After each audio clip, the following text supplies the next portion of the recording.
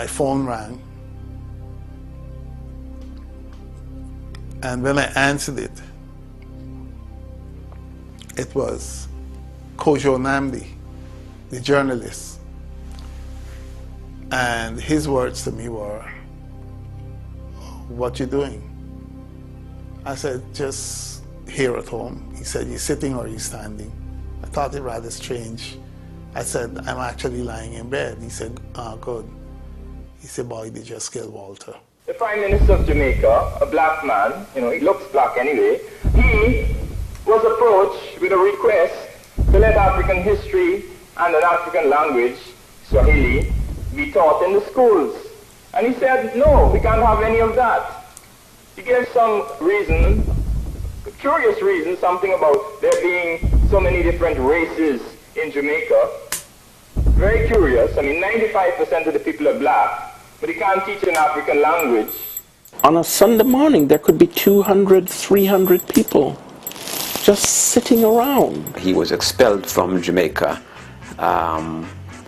because the intelligence services reported to their political bosses that he was conspiring with Rastafarians to attack tourists. And it was on that basis, in fact, that the Jamaican cabinet met in October 1968 and declared him persona non grata. When Walter Rodney was banned from Jamaica in 1968, the Manleys were silent and they were complicit in the ban. And the Michael Manley, even when he was a radical, as a socialist, never lifted the ban from Walter Rodney. We were accumulating weapons, we were accumulating equipment of various kinds. A certain amount of that was coming from the military. Whenever someone is about to make a gift to you of a Beretta, you can't send someone to collect it.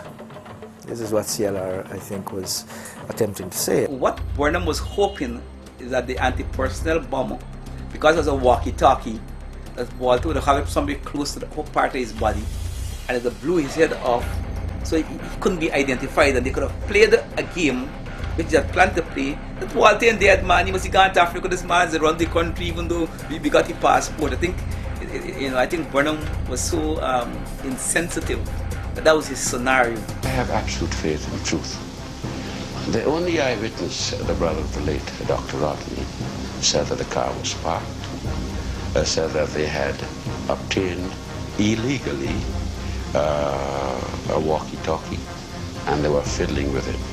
Well, it's left to your prejudiceness as to whether you believe it's a walkie-talkie they were attempting to obtain. And then further, significantly, they were parked near the jail, Now, what complicity do we have in it?